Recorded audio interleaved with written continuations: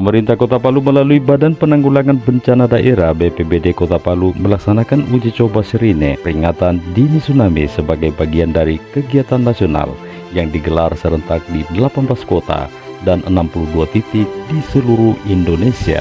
Kegiatan ini bertujuan memastikan seluruh perangkat sistem peringatan dini tsunami early warning system dapat berfungsi secara optimal dalam mendukung kesiapsiagaan masyarakat terhadap potensi bencana tsunami, khususnya di wilayah pesisir. Di Kota Palu, uji coba dilakukan di 3 lokasi yang menjadi titik pemasangan sistem peringatan dini, yakni Kelurahan Talise, Silae, dan Lere. Ketiga wilayah tersebut dipilih karena memiliki risiko tinggi terhadap ancaman tsunami. Kepala Pelaksana BPBD Kota Palu, Presli Tampu Bolon SE, menjelaskan bahwa uji coba ini merupakan langkah awal dalam memastikan kesiapan alat dan keandalan sistem yang menjadi bagian penting dari upaya mitigasi bencana di Kota Palu. Pada hari ini kita bersama BNPB sebagai pemantauan pusat melaksanakan uji fungsi early warning system tsunami kita yang baru dibangun di 3 titik di Kota Palu, yaitu di Kelurahan Silae, Lere, dan Talise. Pada hari ini uji fungsi dilakukan sebagai sebuah langkah awal untuk mengecek kondisi keterfungsian early warning ini yang menjadi peralatan kebencanaan yang sangat penting bagi kita dalam hal peringatan dini dari peralatan kita kepada seluruh lapisan masyarakat. Semoga dengan uji fungsi ini kita bisa dapat mengetahui apakah ini sudah berfungsi baik atau masih ada kendala-kendala yang harus diperbaiki.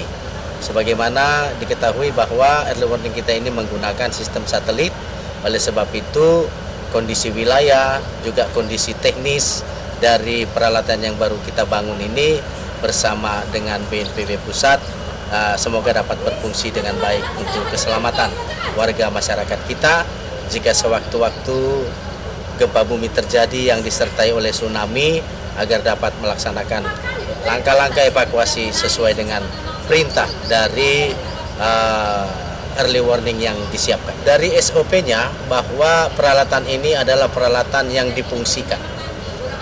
Kalau informasi di dalam WRS dari BMKG gempa bumi dinyatakan berpotensi tsunami, maka semua operator harus segera bersiap-siap.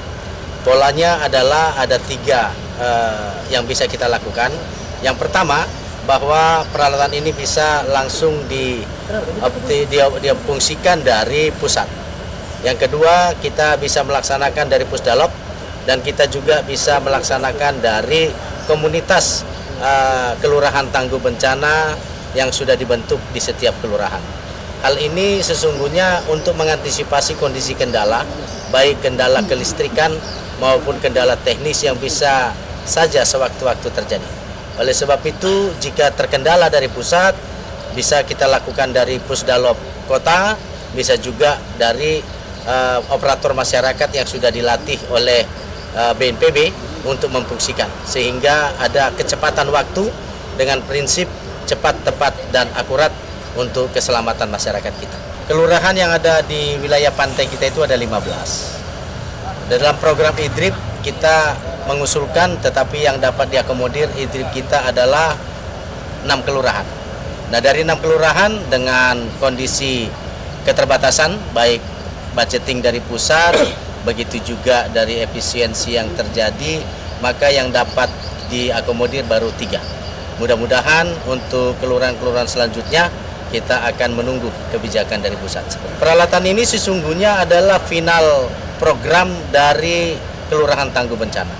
Kelurahan Tangguh Bencana itu ada 4 pendekatannya. Yang pertama adalah pemetaan wilayah kelurahan sasaran.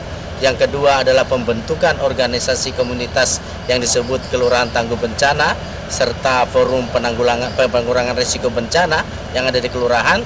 Kemudian yang berikutnya adalah dalam aspek simulasi dan evakuasi yang dilaksanakan bersama komunitas yang dibangun.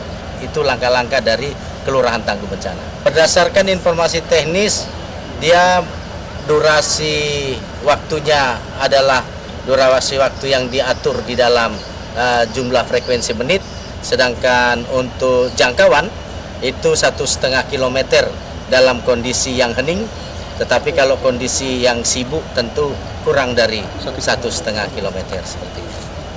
Dari Kelurahan Silai, saya Jupri di Jalatantu Diskom Info Santi Kota Palu melaporkan.